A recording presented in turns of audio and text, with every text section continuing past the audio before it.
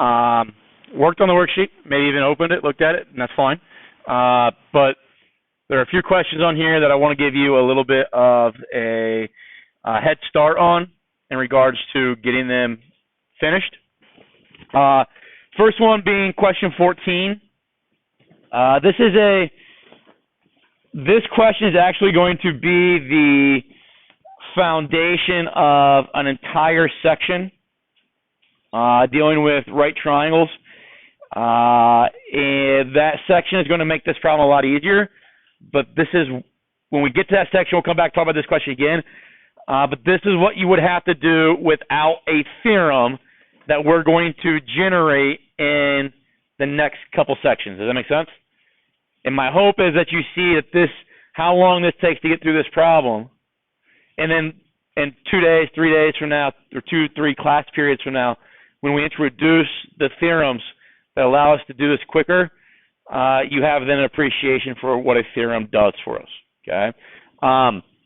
So right now we look at this question. It says, name 2 triangles that are similar to triangle ABC. Okay. When we draw this, and I'm going to redraw this in a moment multiple times, we have to be able to make sure that we can see, 1, 3 triangles, but 2, see parts that are going to be shared in those, and parts that we know to be congruent, okay, or angles that are going to be congruent. So drawing this out, my hope is that you can see overall that we've got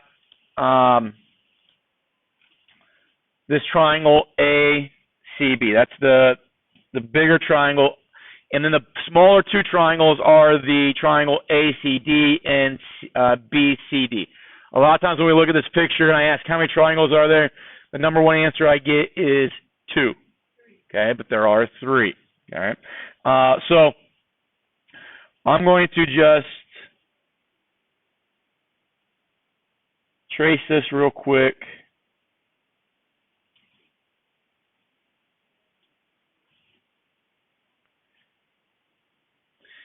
And I don't care about the dimensions right now. Oh, wrong button.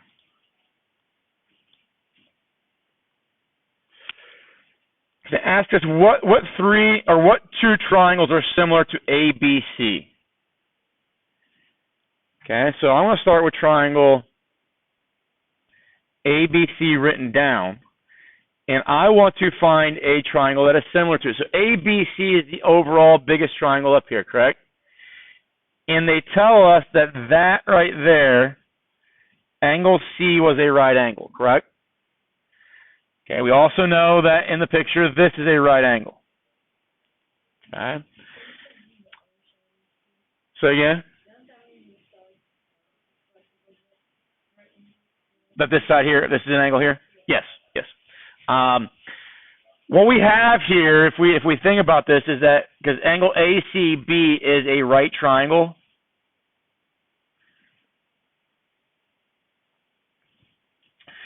and this segment here, does anybody remember if I start at a vertex and I go perpendicular to the opposite side, what that segment right there is called for a triangle? It's not a median, but it was in that same section that medians were in. That's an altitude. Okay, so in a right triangle with the altitude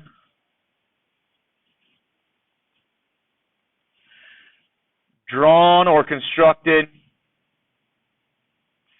from the right angle to the hypotenuse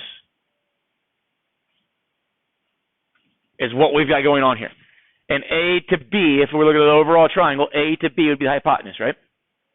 Okay. Now, once we draw that altitude, it generates a couple other right triangles. And because it creates a couple other right triangles, it creates a couple other hypotenuses. Okay. But overall, we have this triangle ABC. It's a right triangle with an altitude that is drawn from the right angle to the hypotenuse. Okay. What that's going to do, and we're going to hopefully see this here in this setup, is it will always generate 3 triangles that are similar to one another. Okay? Meaning that ABC, triangle ABC, should be similar to this triangle right here. And let's talk about why. Okay? If I look at the overall triangle ABC, and I look now at the green highlighted triangle, do they share an angle? What angle do they share? They share A. Completely share A. Does that make sense to everybody? Okay? If I do something like this, let's paste this back in here.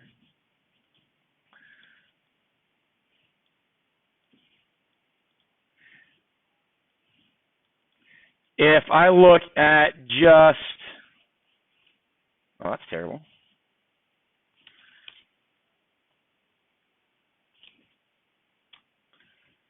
Let's see.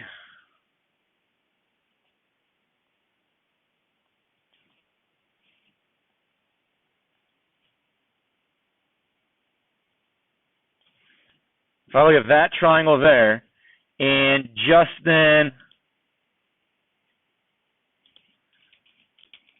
might be able to do this. There's something wrong with this program that it won't let me like highlight, or sometimes it disappears, sometimes it doesn't. There, we're good. Okay.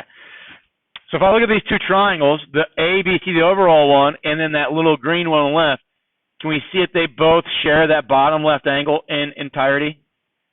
Okay. But they don't share C in entirety, right? Okay, this red triangle has a larger angle C than what this green one does, right? Okay. So what I'm getting at there is that if they both show or share angle A completely, then if A is that first letter there, then A has to be the first letter when I'm naming this triangle here. Does that make sense? Okay. Now, that means I've got an angle congruent to an angle, because of basically the reflexive property here in this situation. If I look at the overall triangle, this triangle A to C to B, it had a right angle right there, correct? Does the green triangle have a right angle? Yes. Okay. So the green triangle's right angle is at D. The overall triangle's right angle was at C. Well, if these are going to be similar, then in their names, D and C have to match up, right? So C is written third here. So D has to be written third when I name this green triangle. Okay with everybody? Now, what remaining letter in this green triangle have I not used? C. Okay? So what that means, and I don't have the tools, I wish I did. I don't have the tools to be able to take this triangle, take this green one, and like cut it out and rotate it. But the idea, I actually would have to cut this in order to get A and A to match up and B and C to match up, is that I would have to take this triangle, cut it out, and then flip it. Okay, so flip this corner here towards you guys, and then I could slide on top of this one, and they would have parts that match up. Does that make sense? Okay, and that's what I was looking for at the beginning of class. Is I made a GeoGebra the last couple of years, but I think the virus that we had wiped them away. So I couldn't find that file.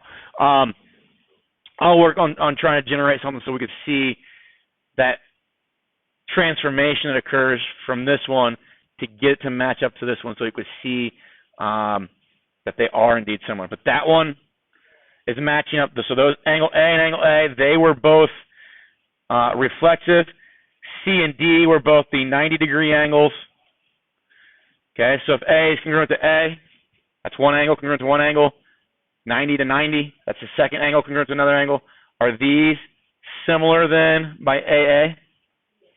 Okay, so now let's look at triangle ABC again. So the overall triangle. And let's see if that is similar then. We'll look at this one that is blue. And say, okay, if we look at that one, Okay, looking at, again, this is, see if I can get rid of that.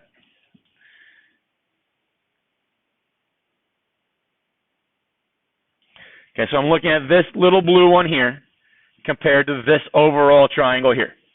What angle, like angle A was in the first time we did this, what angle now do both the blue triangle and the overall triangle ABC share? They share B. So in my name, B is the second object there, so it's got to be the second object there. Does that make sense? Okay. What was the right angle in triangle ABC? In this triangle right here, which one was the right angle? C. It's the third one, right? So this third one here, if they're going to be similar, has to be a right angle, correct? In this blue triangle, which one's the right angle? D is the right angle, right? Okay, so D needs to go there. In this little blue triangle, which letter have we not used yet? C. So C goes there. Okay. That's the first part of that question. Find the two triangles that are similar to ABC. Okay. Now, what's going to happen is that in, I forget what section it is, 7.4, 7.5, we have to do that. I might give you 15 homework questions. Do you want to do that 15 times? No, nobody wants to do that. Okay. So we'll have some theorems that allow us to do this a little bit quicker. But the reason we are going to do that ultimately, and this was similar by angle, is because now what happens is through the transitive property, triangle ABC is similar to triangle, actually let me write it this way. Triangle ACD, so this one here, is similar to triangle ABC, which was the overall one. And we said the overall one, triangle ABC, was similar to triangle CBD. Okay? So would you guys agree that if we do this, we've done this a lot with the transitive property, take that and slide it there. Do the ABCs overlap each other? And if that's the middleman, we can kind of get rid of it, can't we? And what that tells me is not only are these two smaller triangles similar to the overall triangle, so let me just color this one purple. Not only is the green one similar to the purple one, and the blue one is similar to the purple one, the transitive property tells us that the green one is similar to the blue one. Does that make sense? Okay. So we've got a lot of relationships here. So I'm going to write all these relationships out. And this, again, is something that you're not going to want to do eventually, and it's going to hopefully provide us some appreciation for our theorems. But we now know that triangle ABC is similar to triangle ACD. We also know that triangle ABC is similar to triangle CBD, and we know that triangle ACD is similar to triangle CBD. Okay, those are the three similarity relationships that we know. What we gain from that, if these are similar, then what we gain from this is the ratio that AB compares to AC, BC compares to CD, and AC compares to AD. Okay, that would be true because those two triangles are similar. There would be saying that the pink triangle I have over there, I can't see it, but that pink triangle, the overall triangle, similar to ACD, which is going to be the green one. Okay, those are the proportions that we should know to be true. Okay, I can do a similar thing here with ABC and CBD. I should be able to say AB compares to CB, just like BC compares to BD, just like AC compares to CD. Is everybody kind of following what I'm doing here? Creating these ratios. We talked about this in 7.1 and 7.2. The next thing I'm going to do is come down to the Last one, it said that AC compares to CB, CD compares to BD, and AD compares to CD. We get those three extended ratios, right? Okay. And what we can do now, if we have that, that's the information we know to be true. I'm going to come back over to the original problem.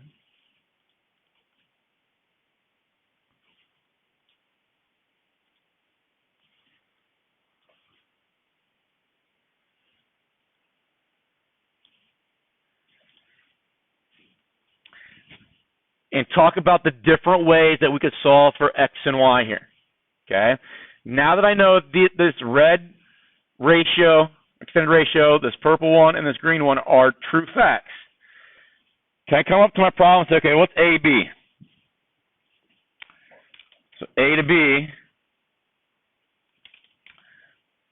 would be this length right here, correct? So what would you identify that length as? 16 plus Y. Okay. AC is this 20, correct? Okay. I'm going to try to find BC. So BC is X. And CD is 12. And then AC, again, is 20. And AD would be 16. Okay, so those would be true. Now, I don't want to talk right now about solving any of those. Let's just go ahead and look at the purple one and see what we can come up with the purple relationships. AB, so AB again would have been the 16 plus Y, right? Compares to CB, which CB was X, which compares then, so we go BC, which was X, and let's see here, BD is Y, AC is 20, and CD was 12. Okay, and now do the same thing for the green. So AC is 20, CB X, CD 12, BD Y, AD 16, CD 12. Okay, so we get those. Those are all true things. Just plug in those things. We know those should all equate to one another in that fashion. Which of those three groups would be the easier one to solve for X and Y with? First one? Let's just say I'm going to solve for Y. If that first one, if I'm going to solve for Y, don't I have to use the 20/16. Everybody okay with that? Okay, because if I'm going to solve for Y, that's the only variable I want in my equation. So I'm going to have to use that coupled with that. Okay? So when I cross multiply, I'm going to get 256 plus 16Y equals 400. Okay? I can do that. That's fine. It's not terrible math. Okay? If I'm doing this bottom one, again, I got to cross multiply. Okay, so we get 20x and then what, 160 plus, what, 192? Okay? So I'll have 20x equals 192 plus 12y. Not bad. We can solve that. But if I look at this one, isn't that one easier to solve? 16y equals 144, right? Divide both sides by 16 and we're good to go. Okay, we got y. So that bottom one is, I think, a better extended ratio that allows us to solve for x and y more efficiently. Okay, but when we do this problem, if I were to give you this problem and say, have at it, you guys come to class, okay, there are going to be so many questions about, I did it this way, got the same answer. I did it differently, got the same answer. I didn't do it that way, Mr. Fay. Can you look at what I did? Because I got the same answer. That kind of makes sense. You have a bunch of questions like that. Because you can come across X and Y using any of those relationships. Okay? As long as you've got one of those, they're fine. And even some people will say, I didn't do it anyway like that. Okay? What they'll say is that I took 20 over 16 plus y, and that was equal to 16 over 20. Okay, so I'm using this first one here to generate this. And they said, I didn't do it any way you had it written up there. But did they? What did they do to my stuff that I have in green in circle there? What's the relationship between what I wrote and what is in that circle? Isn't it the reciprocals? And we talked about in 7.1 with ratios, 7.2 with ratios, if you got two ratios that are equal, their reciprocals are equal as well. Okay? And then somebody will always say, I didn't do it that way. I wrote it this way. I wrote 20 over 16 equals 16 plus y over 20. And so that's not what you had, Mr. Fay. But that is one of two things. You can either say, well, it's taking these two and use the symmetric property, just flipping them in the equation, or it's taking this one and interchanging those two. Okay, so there are so many things that you can do that allows you to arrive at the same answer. But if we don't go through this process, deciphering whether all of those were options or not, whether they worked or not, is impossible. Okay, and it's what we want to write here is this stuff. Now, what happens is let's look at this right here. Every one of these is going to have a situation. Like if I look at these two, they both. Would you agree that BC and CB are the same distance? You agree with that? Okay.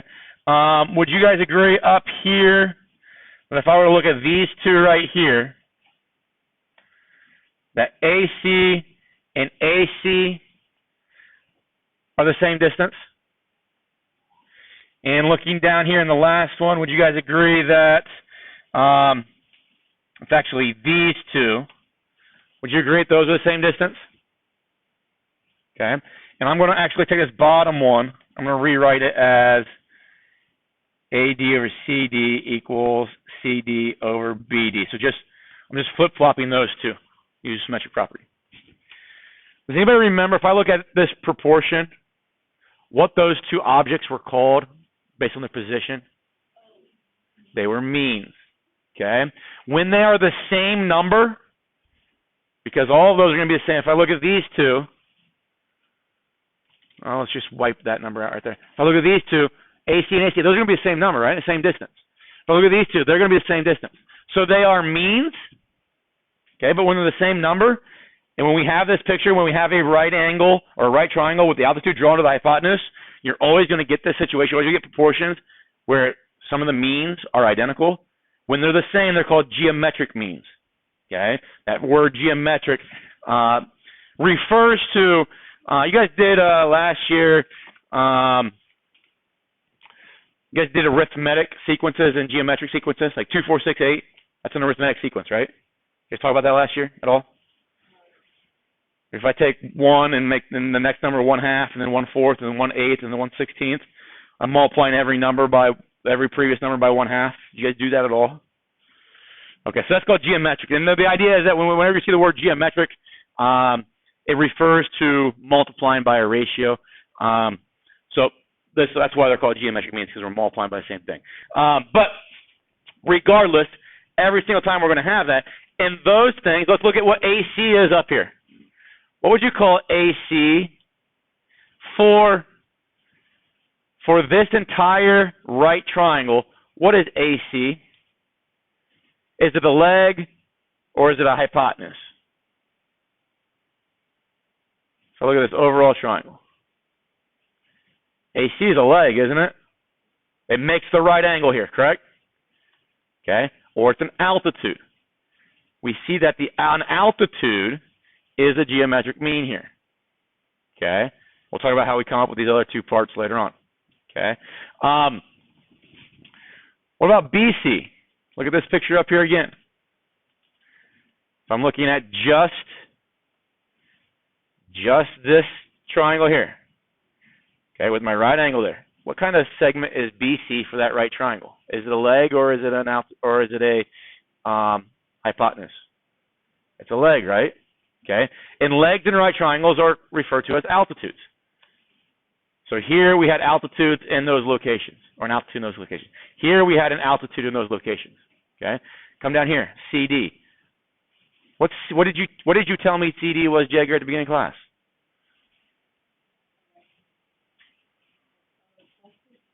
You told me it was an altitude, right?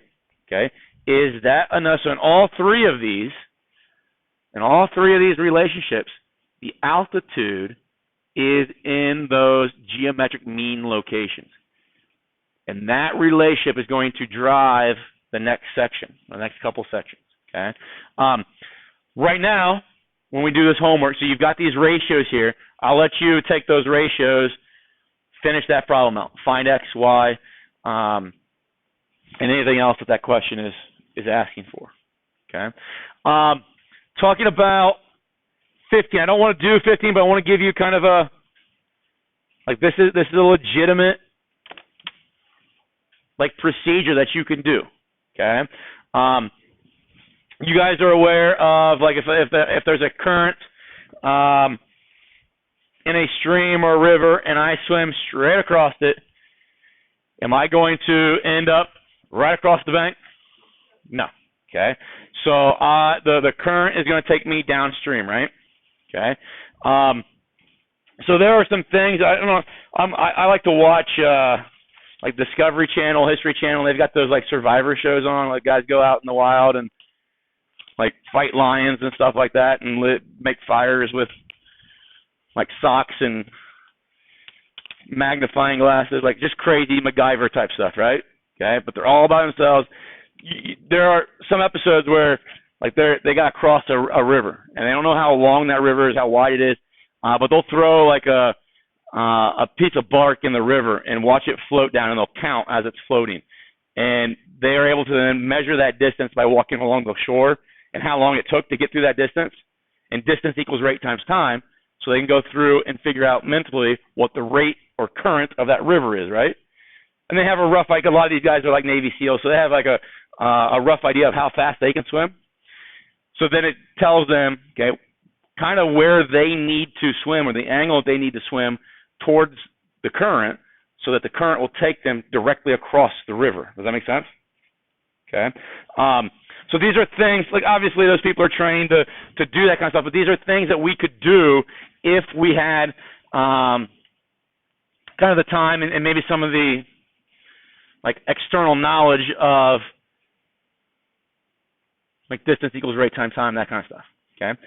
Basically, this question, what it's setting up is you have an interest in trying to determine the width of this river, but you have absolutely no idea how wide the river is, okay, and you do not have a tape measure, you don't have another person, well, you can't do it, okay? We can actually do this without ever having to cross the river, okay? If we stand at I, what in the world? Control, delete. There it is. You kidding me? I was looking for this. Awesome. All right, so what this does is allows me to change the width of my river. Okay? Don't care what my width of my river is. I'm just going to say, I think I had it at 4 when it started. Okay? I want to figure out how wide the river is here. So what we're going to do, that's what I'm interested in. Does that kind of make sense? Okay. So we are going to take from here, you're on this side of the river, and you're going to walk down the river. And you'll be able to calculate how far you walk down the river. Maybe you count your steps or whatever. Okay. And we'll know that distance. Is that okay with everybody? And what I'm going to do is I'm going to put, so all these letters represent like dropping a rock. Okay, so I start here, I drop a rock there, so just trying to identify my locations. Okay, and I can go back to them and reference them again later. I am going to count that off. Okay, have another rock, marker, flag, whatever, and drop it there. Okay? Then what I'm going to do, I'm going to turn my back so that I'm facing R and I. Okay? And I'm going to walk along this river bank until I get to a point. Where is it at? Basically what I'm going to do is I'm going to get to a point where I can see. Actually, how do I got this set up? Maybe I shouldn't have messed with this. Basically what's going to happen is you're going to walk another distance through here, and it doesn't really matter that distance. Okay? From there, you're going to walk straight backwards. Okay? You're going to turn yourself to the river, perpendicular to the river. So my chest is facing the river right now. I'm going to walk straight backwards until I line myself up with V and I. Does that make sense? So there should be a line right there that goes through V and I. And I'm going to walk straight back to right there to where I can get there. Does that make sense? Would you guys agree that you could measure that distance? You can measure that distance, and you can measure that distance. Once you put maybe you're doing this, you put your rocks down, and then I'm going to go back and I'm going to measure off. I'm going to walk off R to V. I'm going to walk off V to E, and then I'm going to walk off E to where my cursor is, and I'll have those distances. Why do we do it that way? Well, let's think about what this distance here. Well, what do you know about that angle right there compared to that angle right there? They're vertical. If that's a right angle right there, correct? And when I did this, I said my chest was pointing towards the river, and I walked straight backwards. Wouldn't that be perpendicular right there? Okay. So would you have two triangles that are similar? So could you use, ultimately, it's going to be this distance here compared to that distance would be equal to this distance compared to that distance. And that will allow you to solve for this unknown distance without ever having to cross the river. Okay? And then if I know the rate that I swim and how fast the current is moving, maybe I can sit and think, is this something I want to cross? Do I have the ability to cross it, or am I going to drown? Does that kind of make sense?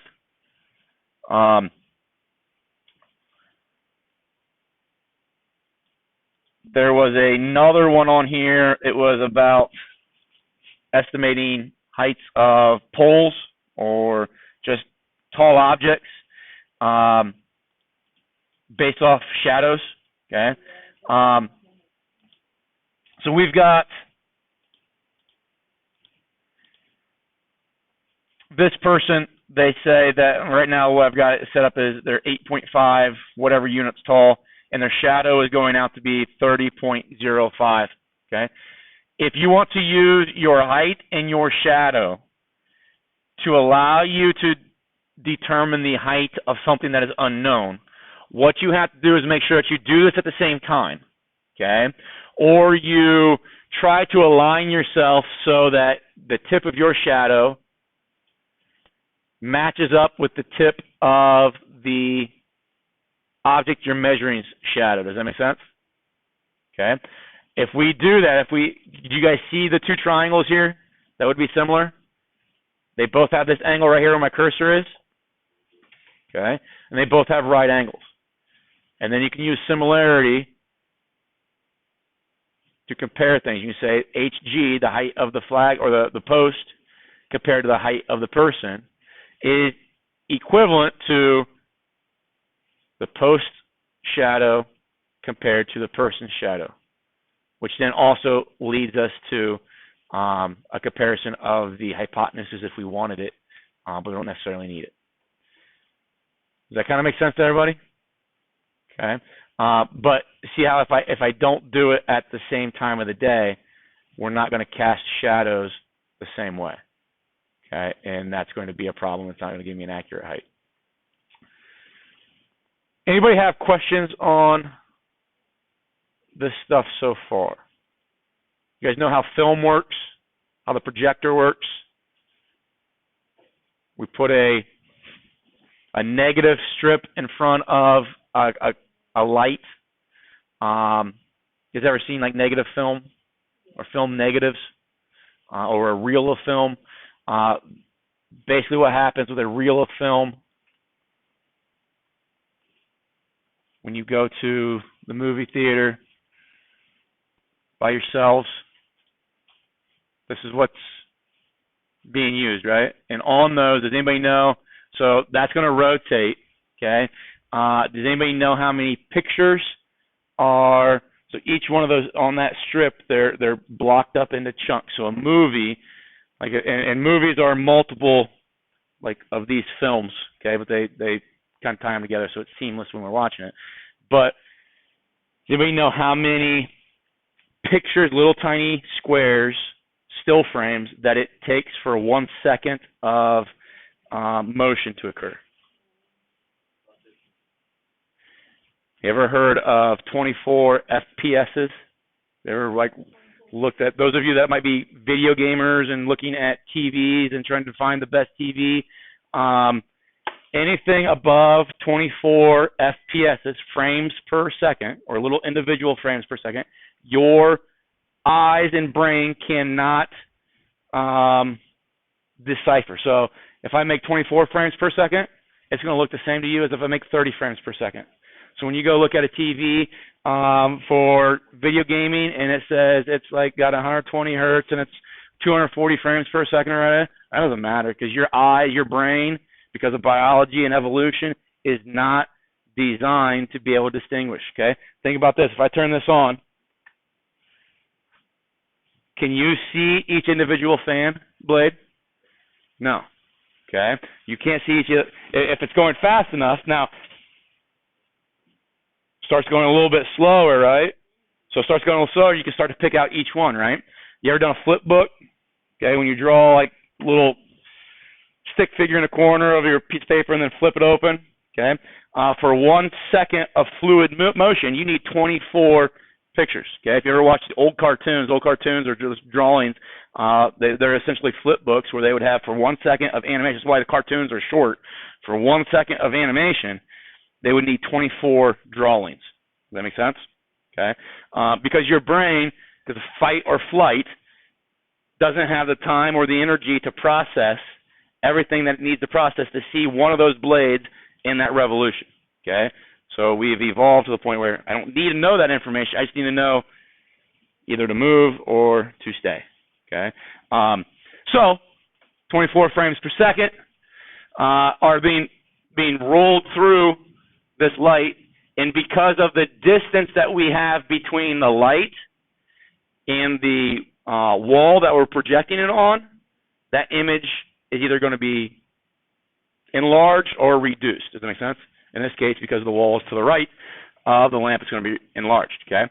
So if we took that projector, and I've actually asked if we could do this, because I don't like my smartboard because it's small to see, right? If I put my projector right here, what's going to happen to that image? It's going to get bigger. It's going to encompass the whole wall, right? Okay. Now it's going to the quality might change a little bit. It might get a little bit fuzzier looking. Okay, and we can fix those things as well. But the further that the distance between the film and the wall is going to allow that image to enlarge. But what we have here, so this is representing the film in front of the lamp, and now we have a distance. Oh, gotta click the button. So that's triangle one. That's the triangle being created by the light and the film. There's triangle. Did I not? Oh, got it. Okay. So there's triangle number two. Okay, and here's the screen over here when the image is then enlarged through that distance, that essentially negative space that we can't see the image in. Does that make sense? But if I took a piece of paper and put it right there, do you see the same image right here? It's much smaller there, right? Bigger now, right? Okay, and it's because of that distance and because of the similar triangles that allows that to enlarge. Does that make sense to everybody? Okay, so we've got similar triangles occurring there because they both have the lamp in place. And what we're going to assume is that, otherwise it's going to be distorted, but we're going to assume that the film is passing through parallel to the wall that's being projected on, right? Okay. Now, that would mean that when they installed this projector, they would have had to known how the lens in this projector was tilted, so that lens is 100% parallel to this wall. That would be kind of hard, wouldn't it? Okay, so there's in all your projectors and technology-like projectors, there's a thing called a keystone. From the menu button. Huh? The meat place? Yes. There it was. Okay, so if they're not parallel, and you were seeing, because mine's at -60 or -15, they weren't parallel. Basically what happens is that now it gets distorted. Okay? And this right now, because what this is doing is it's taking that lens that's in the projector and it's rotating it. Okay? And right now it's rotated to where the top is closer to the wall than the bottom is. Okay? To fix that, we adjust that keystone, and that it ultimately makes the lens and the wall ultimately parallel to one another. Does that make sense? So that means then that if that's parallel to that, then you got corresponding angles that are congruent. Those two triangles should be similar. And now you can, if you know your image is going to be 2 inches tall on the film, then you can project it, say, okay, it's going to be 2.3 meters tall on the wall. Does that kind of make sense? Okay. Yes, so there is so this one here, so now it's rotating it kind of this way, that lens. Now we got to get it back. Was it 0 and 15?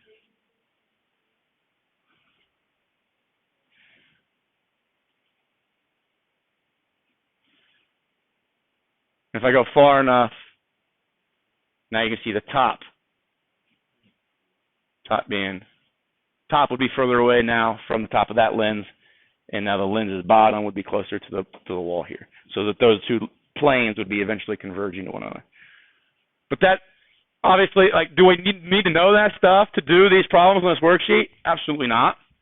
But does it help us see that some of the 9th grade, 10th grade math that we do is impacting us in the things that we're interested in, things that we use on a regular basis? I think it does.